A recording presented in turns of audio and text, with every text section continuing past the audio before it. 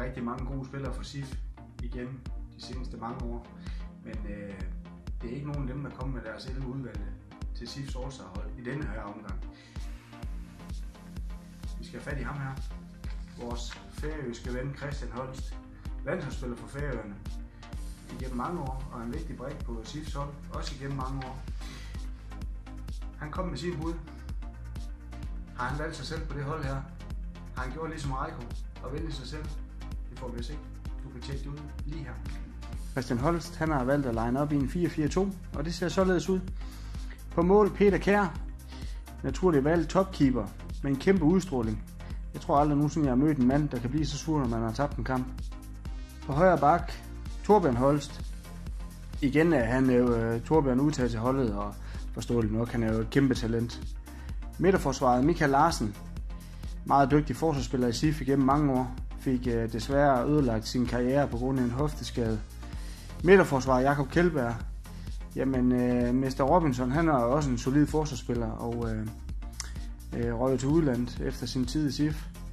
Venstre bak, Christoffer Poulsen, den gode Holst, han har forstand på fodbold, må man sige. Højre midt, Peter Dein. Jamen, Dein, han er jo populær på mange områder, og udover at være den gode fodboldspiller, jamen, så var han jo også en, der fik omklædningsrummet til at hænge sammen, så fortjente han er med.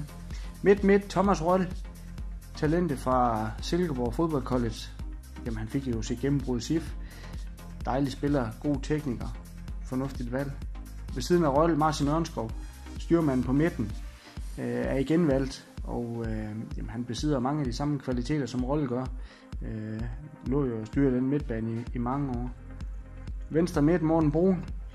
Jamen, lidt malplaceret. Man kunne godt bytte mig og Morten, men fornuftigt valg, at han er med mester Silkeborg. Han har jo SIF-blod i årene, så ganske fortjent. I angrebet, Henrik Tømmer Pedersen. Voldsomt giftig angriber, og jamen, han tror jo en del kasser i SIF. Ved siden af Tømmeren, der finder vi så en anden legende. Det er jo Heine Fernandes. Jamen, han har igen fundet vej til det her All-Star-hold, og han er en populær mand i klubben og i byen, så fornuftigt, at han er med.